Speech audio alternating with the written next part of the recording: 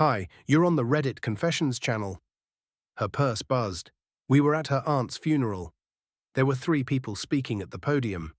The organist kept missing notes.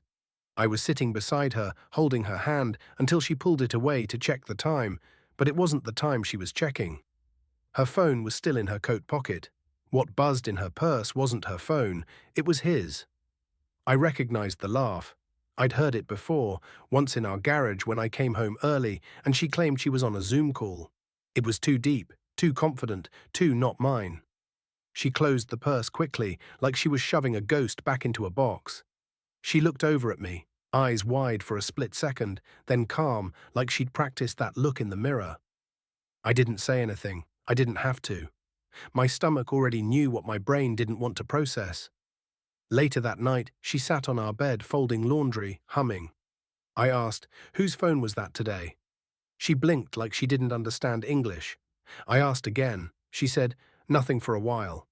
Then came the line that'll stay carved into my memory like a scar that never fades. "Maybe we should take a break." That's how she said it. No emotion, like ordering soup, a break. After a year of me working double shifts so she could find herself. After I put my car up for sale to help cover her course in creative direction. After I missed my brother's wedding because she had a bad week. Now she wanted a break. I don't know what came over me, but I smiled. I actually smiled and said, "A break? No, we should divorce." She laughed at first, then froze when she realized I wasn't bluffing. Her mouth opened, closed. Then she asked, "Are you serious?" I nodded. My voice shook when I said, "Pack your things. And don't forget your second phone." I slept on the couch. She didn't sleep at all. The next morning, her purse was gone. But what she left behind was worse than anything she could have taken. The house felt different after she left. Not quieter, just heavier, like every room was holding its breath. I didn't touch her side of the bed. Her mug was still on the counter, half full of that cinnamon tea she liked. I didn't dump it. I couldn't. It felt like killing a memory that hadn't even dried yet. I kept telling myself I did the right thing, that I was strong for saying what I said, that I was better off. But my chest burned every time I passed the closet and saw the empty hangers swinging slightly, like they missed her more than I was willing to admit. 2 days after she left, I went into our bedroom to grab one of my old flannel shirts. I hadn't stepped in there since, and I swear I wasn't snooping. I just pulled open the sock drawer out of habit. That's when I saw it, a folded piece of pink paper tucked under her tights. At first I thought it was a receipt, or one of those dumb affirmations she used to stick on the fridge. But no, it was a letter, handwritten, fresh ink. "I still think about our night at the lake, the way you looked at me. No one's ever looked at me like that, not even him." I couldn't breathe. I sat down on the floor. That pink paper might as well have been a dagger. If I ever leave him, it won't be because of the fights or the distance. It'll be because with you I feel alive. I read it twice, then a third time. My hands were shaking. There was no name, but I knew it wasn't mine. She never wrote like that for me, never said those things to me, and that night at the lake, I hadn't been to a lake in 2 years. I didn't cry, I didn't scream. I just sat there, silent, numb. Hours passed. I don't even remember moving. But at some point I found myself digging through every drawer she touched. And what I found next shattered the little denial I was still clinging to. A burner phone. It was hidden inside a hollowed-out book she never once read. Battery dead. No SIM card. She planned this. All of it. The break, the exit, the disappearing act, even the phone. It wasn't impulsive. It was strategy. Like I was some obstacle she had to outsmart. And yet I still missed her. I hated that. I hated that she took pieces of me without asking. And now I didn't even know how to put myself back together. That night I didn't sleep. I sat on the porch, staring into the dark, holding the letter in one hand and the hollow book in the other. I didn't know who the man was, but I was about to find out. And when I did, everything would change. I stared at the burner phone for hours before I even touched it. The casing was scratched, cheap, unremarkable, but it felt like it weighed 50 pounds in my hand. Like it carried all the truths I wasn't sure I was ready for. I had to buy a charger. I stood in the electronics aisle shaking, trying to explain to the teenage employee that I just needed any cord that might fit. He asked what kind of phone it was. I lied and said it was a backup. He smiled and said, "Old school, huh?" I didn't smile back. When I got home, I plugged it in and waited. The screen flickered. A white battery icon blinked to life. 1%, then 2%, then it turned on. No password, no lock screen. Like it trusted whoever held it. There were no photos, no saved contacts, but there was a call log. I scrolled past a few unknown numbers. One stood out, the last outgoing call just yesterday. I felt my throat tighten. I pressed call. The line rang once, twice. Then a man's voice answered, casual, confident. "Hey, Alora, you're early." I didn't speak. I couldn't. There was silence, then a cautious, "Hello?" I hung up. My heart was beating so fast I thought I'd pass out. I dropped the phone like it was infected. He knew her name. He expected her. He was calm, not like someone having an affair, but like someone who'd already won. I sat there for nearly 10 minutes, staring at my reflection in the dark TV screen, trying to decide if I should call back. But I didn't. Instead, I opened the messages. They were all deleted, except one. Unknown. Still on for Friday, same hotel. That was it. One line. But it told me everything I needed to know. She hadn't gone to her aunt's funeral for me.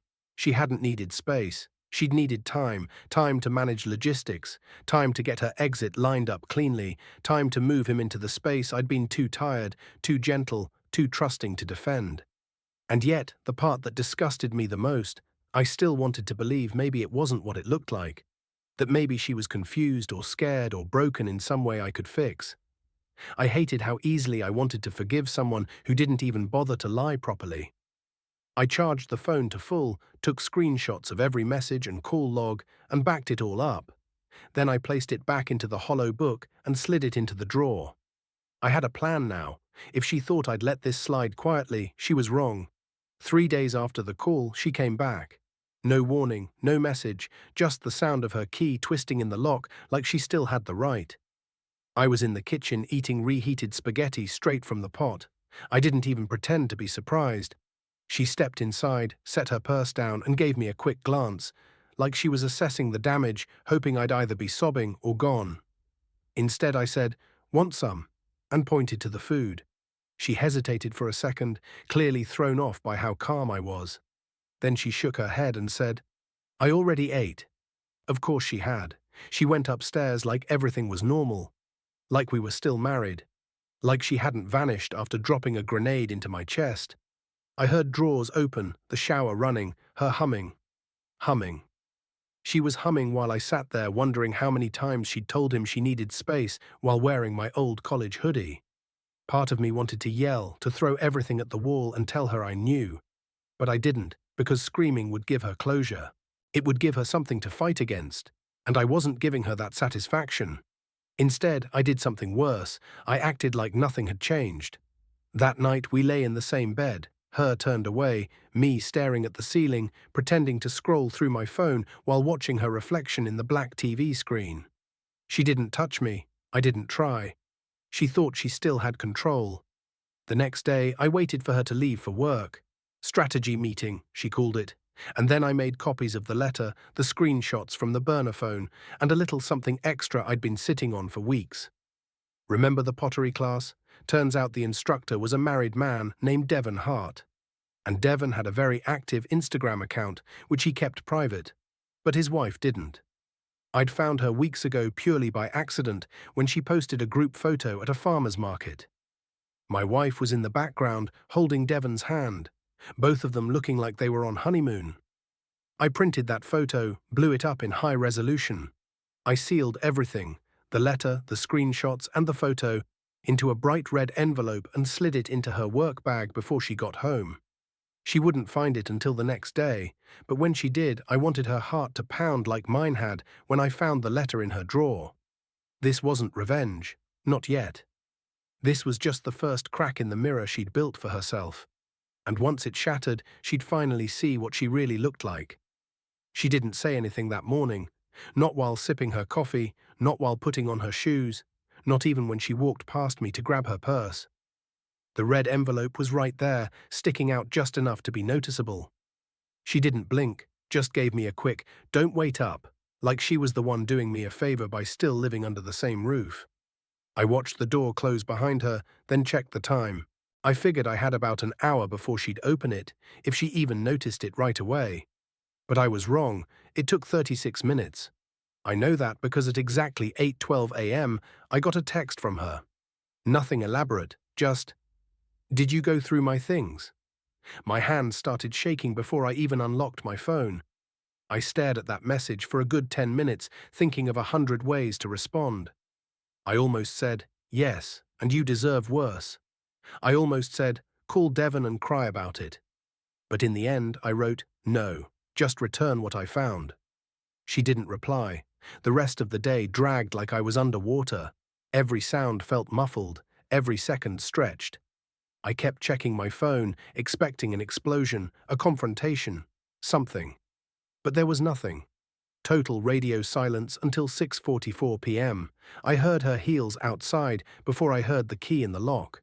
She stepped inside like she hadn't just had her entire secret life shoved into her face a few hours ago. Her expression was calm, too calm. But her eyes were different. You could see the panic hiding behind that fake indifference. She didn't take off her coat, didn't look at me. She said, "We need to talk." I nodded and sat down. She stood across the room like I was contagious. Then, with the audacity only cheaters seem to have, she opened with, "You're invading my privacy." I couldn't believe it. She wasn't even going to deny the affair. She was just mad I found out. I kept my voice steady. "I didn't plant the letter in your drawer. You did. I didn't write those texts or call him. You did. I just found what you left behind." She crossed her arms and replied, "That wasn't even recent. That was months ago." "Then why did he answer your call 2 days ago?" I shot back. She froze. Her mouth opened for a split second before she realized I'd trapped her. She knew I had more than the letter. She knew I had the logs, the photo. And still she tried to lie. "It's not what it looks like." I laughed. I actually laughed. "That's good," I said, "because what it looks like is disgusting." Then she switched tactics. She sat down, tried to soften her voice. "I just felt lost.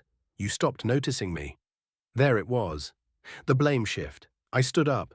"You handed me divorce papers the day you whispered, 'Let's take a break.' I just didn't know they were invisible." She didn't cry. She didn't scream. She just sat there, quiet. Hollow. I walked upstairs. She didn't follow. And that silence once again said more than anything she could have tried to spin.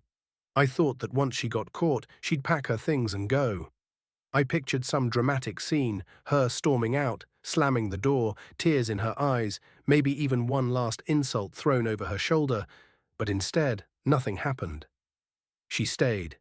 Not just for a night or two. Days passed. She still used the same bathroom, ate from the same dishes, even folded the laundry like we were just some tired couple trying to survive a rough patch.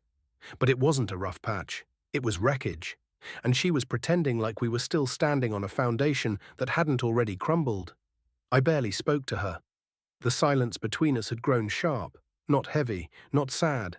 Sharp, like glass waiting to shatter under someone's bare feet. I avoided the kitchen when I knew she was in it. I left the room whenever she walked in. She started sleeping in the guest room uninvited. I didn't ask her to.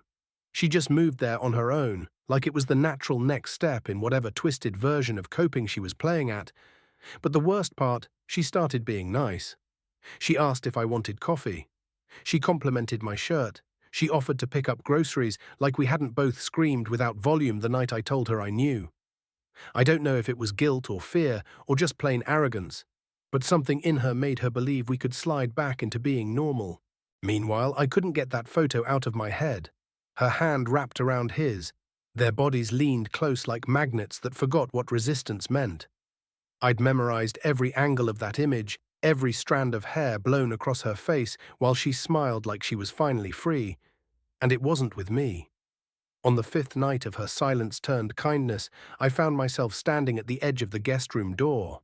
It was open. She was lying there scrolling her phone, laughing at something, a real, genuine laugh I hadn't heard from her in over a year.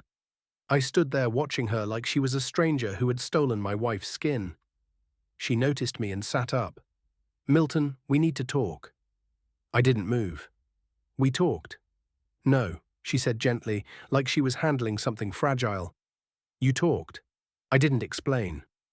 I laughed under my breath. "You don't need to explain cheating, Laura. It's not a complex concept." She stood up, took a step closer. "It wasn't about you. It wasn't that I didn't love you." "Then what was it?" I snapped. "A side hobby? Something to do between pottery class and destroying your husband?" Her lip trembled, and for a split second I saw the crack in her composure. "I didn't know how to tell you I was unhappy," she whispered. I didn't yell. I didn't throw anything. I just looked her dead in the eyes and said, "So you told someone else? With your body?" She didn't deny it. She just sat back down on the edge of the bed, defeated. That was the moment I realized she wasn't going to leave. Not unless I made her. And tomorrow I was going to make sure she had nowhere left to hide. The next morning I took a sick day. I didn't tell her. I let her think I'd already left for work, even closed the door behind me and stood silently in the garage for 10 minutes before slipping back in. She never heard me. She was in the shower, singing. I stood outside the bathroom door, staring at the handle, wondering how many times she'd hummed that same melody after meeting him. I hated that I could still recognize her voice in the middle of all this. I hated that my first instinct wasn't rage. It was heartbreak. When she left for her job, a marketing agency she used to brag about before it became her excuse for everything, I waited 5 minutes, then walked straight into the guest room and opened her laptop. I hadn't planned to. I swear I hadn't. But something about the calm in her eyes lately felt calculated, like she wasn't scrambling to fix anything, just waiting me out. And that made me want to know what else she was hiding. It was open, no password. Maybe she thought I was too broken to snoop. Or maybe she just didn't care anymore. At first there was nothing. Regular work folders, a couple of saved recipes, a playlist titled Night Drives. But then I saw a folder tucked into the corner of her desktop. It was called Sparrow. She never mentioned anything about sparrows. I clicked it. Inside were videos, 4 of them, all dated over the past 6 months. I stared at the file names, just timestamps, no titles. My hands were shaking so badly I had to steady myself on the desk. I clicked the most recent one. The screen lit up. A cheap motel room, bad lighting. And then her laugh, clear, familiar. She was holding the phone selfie style and turned the camera to him. "Say hi," she whispered in the clip. "Hi, Alora's future," he said with a wink. I slammed the laptop shut so fast the screen flashed white. I stood up, heart thudding, mouth dry. I knew she'd cheated. I knew she'd lied. But seeing her smile like that with someone else, knowing she'd filmed it, saved it, named it, that shattered something in me that I'm not sure was ever supposed to break. I didn't cry. I didn't scream. I just stood there, numb. Then I packed a bag. Not hers. Mine. One hoodie, a change of clothes, my phone charger, the red envelope with the evidence I'd kept, and a note. Simple, just one sentence written in thick black marker. "I hope he's enough." I left it on the bed she now called her own. Then I walked out, locked the door behind me, and dropped the key in the mailbox slot. But I didn't go far. Not yet. I needed to do one last thing before I disappeared. I needed to talk to his wife, because if anyone deserved the truth, it was her. I didn't expect her to answer the door. I stood there holding a plain manila envelope, sweaty palms, knees weak. I hadn't rehearsed what I'd say. I only had the evidence, the pictures, the letter, the screenshots.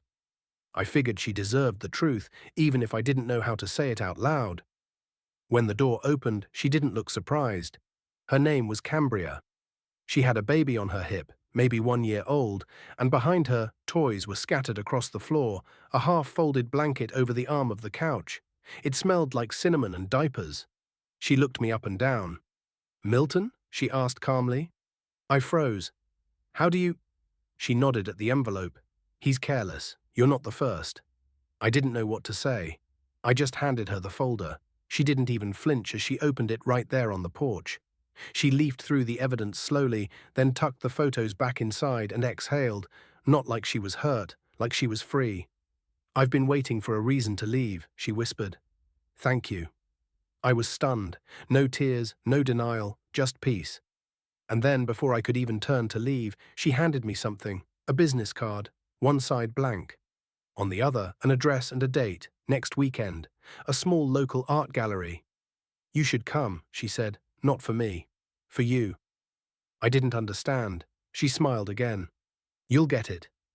I left confused, spent the week bouncing between anger and numbness. I even threw out her tea, the one with cinnamon. The scent had clung to everything like a cruel inside joke. The night of the gallery opening, I almost didn't go. But I did.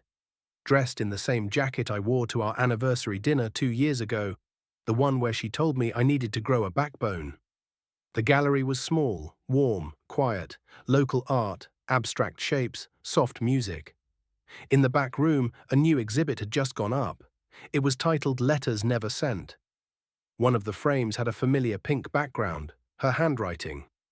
The letter I found in the sock drawer. Beneath it was a new note, typed, not written. This letter broke a man and helped another one find himself. I stood there for a long time. Cambria found me by the water table. She didn't say anything. She just stood next to me, sipping wine, both of us watching strangers admire a piece of pain turned into art. I'm not saying I healed that night, but something started, a quiet kind of beginning. I moved out 2 weeks later, filed for divorce. No drama, no fight. She didn't contest. I adopted a dog from a local shelter, named her Sparrow. And some nights I still think about that voice on the phone and the woman who hummed in the shower like nothing had happened. But most nights I think about the woman who smiled when the truth arrived at her door and gave me mine back. That's the end of this story. If you've made it this far, thank you. Now tell us, what moment from this story shocked you the most? Drop your thoughts in the comments and don't forget to subscribe for more true stories here on Reddit Confessions.